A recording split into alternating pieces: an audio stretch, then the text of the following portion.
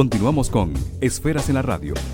Soy Ángel Lombardi, participando con mi amigo Alejandro Ordóñez en su programa, y hemos hablado mucho de la esperanza, la necesidad que tenemos los seres humanos de cultivarla y creer en ella para poder construir nuestro futuro.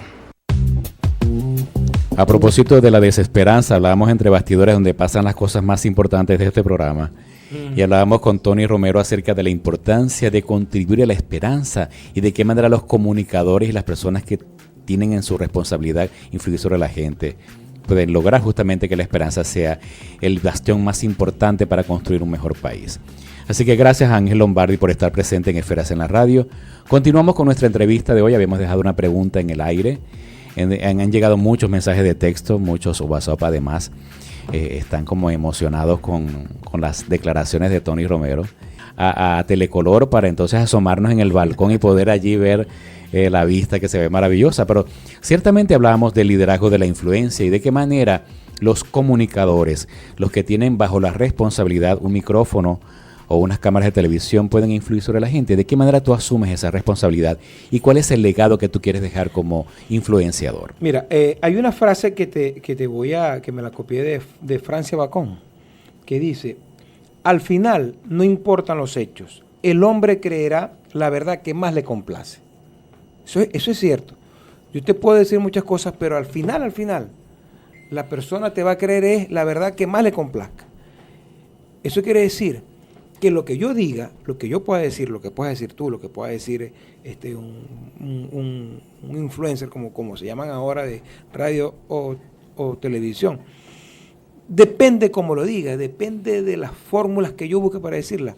Voy a tener más influencia sobre uno o sobre otra persona porque le vas a agradar. Yo te voy a decir que yo tengo dos instantes en la vida importantes en el área de la comunicación. Primero, cuando me gradué, yo me gradué con muchas interrogantes más que con muchas respuestas. Porque yo era de los que pensaba, y te lo digo de verdad, no lo digo con impostura, que ese esquema que nos dan en las escuelas de comunicación de emisor, mensaje y receptor, yo no sentía que ese era yo siempre tenía mi duda, que porque yo doy un mensaje a través de un medio, el receptor lo va a entender. Entonces, mi aprensión sobre eso. De hecho, discutí muchas veces dentro de mi ignorancia en eso, con mis profesores, eso, porque eso de emisor, mensaje, receptor y retroalimentación es muy básico. Bueno, yo me gradué hace 24, 25 años y quizás en ese momento era lo más, y todavía sigue siendo el esquema que fue. A mí no me gustaba. Yo no decía que no, pero yo decía que allí faltaba algo para poder tener el clic completo de la comunicación. Me gradué en ese momento con más dudas que respuestas. Y hace 10 años comencé otra vez en la búsqueda de los estudios. Hice una maestría en Ciencias de la Comunicación en la parte de gerencia y me tropecé por casualidad de la vida con una profesora maravillosa que se llama Brígida Ferrer. La profesora Brígida es una especialista y para mí una de las más expertas en materia de programación neurolingüística. Hice el curso de PNL y me cambió nuevamente la vida en el área de la comunicación, porque allí yo aprendí esa inquietud que yo tenía cuando me gradué, de que el mensaje no era emisor, mensaje y receptor, que el mensaje lo daba el emisor. Aprendí con la profesora Brida y con todo su equipo que el mensaje parte del receptor, no del emisor, que no es el mensaje el que se da, sino cómo lo entiende el receptor. Sin duda. Cómo el receptor es el que verdaderamente da el mensaje, porque cómo lo entiende. Y tú sabrás muy bien, Alejandro y amigos radioescuchas y televidentes, que hay un lenguaje verbal y un lenguaje no verbal. El lenguaje no verbal es el 70% de la comunicación y el lenguaje verbal apenas el 30%. Entonces, no es lo mismo que yo te diga, vamos a comer, a que yo te lo diga con ira, te lo diga con desgano, te lo diga con rabia, te lo digo con sorna. Entonces, es el receptor el que verdaderamente intuye el mensaje y no el emisor. Entonces, por eso que cuando te digo esta, porque precisamente el que influencia más con ese 70% del lenguaje no verbal que con el verbal al receptor. Y el mensaje para mí parte del receptor y no del emisor, de cómo entiende el receptor. ¿Y cómo aplicas eso cuando haces televisión y cuando haces radio? Bueno, que trabajamos con la palabra y el silencio. Sí, bueno, eso es una técnica, que no, habrán libros sobre eso, pero la técnica de Tony Romero, sí, ¿cuál es? bueno, cada quien es. Por ejemplo, yo te voy a decir algunos tips que no me gusta decirlos, pero que... Los que estás revelando por primera vez. Sí, que por ejemplo, yo nunca converso con el entrevistado antes de un programa de radio o televisión, nunca. No me gusta. Converso es cuando prenden la cámara, cuando eso, para no influenciar, para ni dejarme influenciar por él, ni yo dejarme influenciar por una conversación antes, previa. No me gustan los cortes comerciales, tocar temas que yo vaya a tocar después, porque el entrevistado se puede sentir una complicidad de lo que yo puedo decir, o se puede cohibir. No me gusta hacer las preguntas más importantes o más reveladoras al comienzo del programa. Porque tú tienes que crear una empatía con el entrevistado. Tú tienes que conocer aspectos no convencionales del entrevistado para poderle llegar de la mejor manera. Por ejemplo, a mí me gusta saber si un entrevistado político o economía es músico, si no es músico, si le gusta la gaita, o si le gusta el merengue, o cuál es su afición de lectura, porque eso te va creando una empatía. Y eso precisamente es lo que yo te decía al comienzo de este segmento, de la empatía, de cómo tú logras que el receptor te dé el mensaje más adecuado. Si tú le vas creando las condiciones para ser más revelador. Si tú llegas y sientas a Ramos Alub y la primera pregunta es, ¿va a haber referéndum este año? Ya lo condicionas, lo somatizas a una pregunta que es complicada de responder. Claro. ¿Me entiendes? Entonces, yo voy dejando que sea una conversación fluida, porque además, cuando tú entrevistas con una persona, con un político, con un economista, con un cultor, o con quien sea, no es esa persona la que viene, es esa y sus circunstancias. Tú no sabes si viene, si lo dejó al carro, si no lo dejó al carro, si tiene otros compromisos, si tiene algún problema personal. Entonces, yo siempre voy creando una empatía con el entrevistado. Esas son técnicas de programación neurolingüística. Además que detrás de cada historia, detrás de cada mirada hay una historia que uno no conoce. Entonces tú tienes que irte involucrando y haciendo empatía para que sea la persona. Muchas veces, muchas de las declaraciones más reveladoras te las dan por ósmosis, porque tú vas creando la empatía con la persona y es la persona la que consigue la oportunidad de expresar algo que por otras entrevistas o por otras formas de preguntas no te las dice. Es decir, te has convertido en especialista en saber más de la persona por lo que no te dice que por lo que te dice. Claro, porque por lo que te vengo diciendo, porque además no es casuístico, eso está estudiado. Hay un lenguaje no verbal que te puede decir mucho más que el lenguaje verbal. ¿Ok? ¿Cuál es tu propósito de vida? ¿Para qué vino Tony Romero al mundo? Que tu nombre verdadero es Jesús, ¿no? Sí, mi nombre verdadero es Jesús Antonio Romero. Pero tu nombre artístico es... No digamos que es artístico, sino que te voy a echar esta anécdota. Yo soy el menor de 4 hermanos. Mi primer hermano se llama Hugo José Gregorio Romero, el nombre de mi abuelo, y José Gregorio, el santo más importante de mi casa. Después, Carlos Enrique. Todos en la familia había un Carlos y le pusieron Carlos al segundo. El tercero, el tercero que nació, Ricardo Jesús.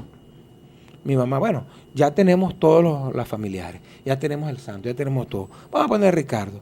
Y yo nací por carambola. Yo nací porque las circunstancias no se le dieron a mi padre y a mi madre y yo nací. Entonces, esto me lo cuenta mi mamá. Entonces llegó el día de bautizarme y ya no hallaban qué nombre ponerme. No sabían qué nombre ponerme porque ya todos los nombres de la familia se habían puesto. Y entonces, ¿qué nombre le ponemos a ese muchacho? ¿Qué nombre? Bueno, Jesús. Jesús, por Jesucristo, y Antonio, Jesús Antonio, ahí está.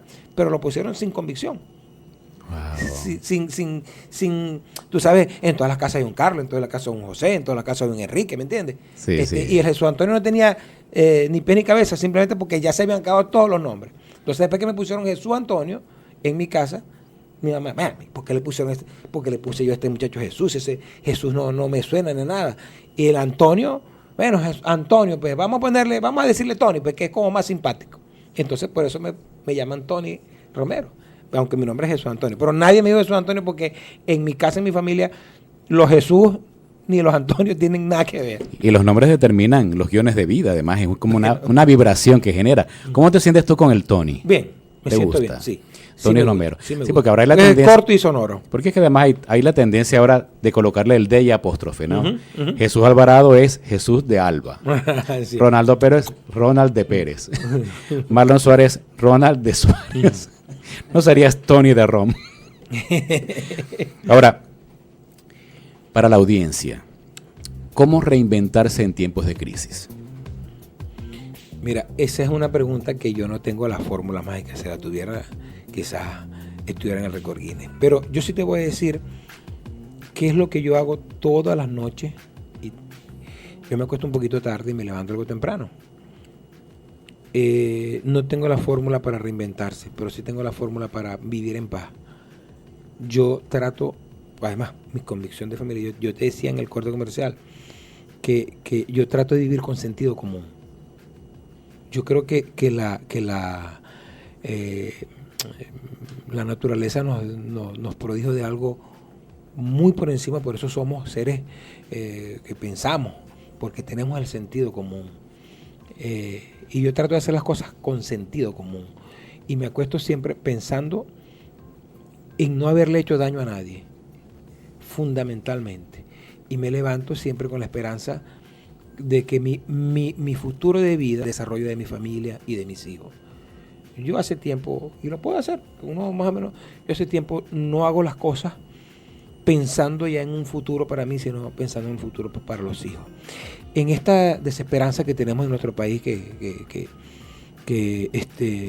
yo lamento, no quiero politizar, Alejandro, el programa, pero somos políticos también, nuestras vidas son políticas. Yo lamento que haya una desesperanza en nuestro país y que no nos duela tanta gente que se nos va todos los días y que quienes se encargan de que en nuestro país se quede la gente no hacen nada porque se queden. Pero yo siempre doy un espaldarazo a lo nuestro, a lo de aquí. Yo siento, si no tengo la fórmula para reinventarse, sí tengo la convicción de que solamente obrando bien, por supuesto, ya lo dije, no somos carmelitas descalzas, ni somos monjes trapenses, tendremos nuestros errores, pero tratando de hacer bien, creyendo mucho en Dios y levantándonos con el alma y con la fuerza de hacerle bien a nuestra familia, yo creo que ya tenemos parte del terreno ganado. Yo apunto a que mi familia esté bien, a que mis hermanos, mis tíos, mis sobrinos, mis amigos más allegados, mis personas, mis colegas, les vaya bien. No me gustan las trapisondas, no me gustan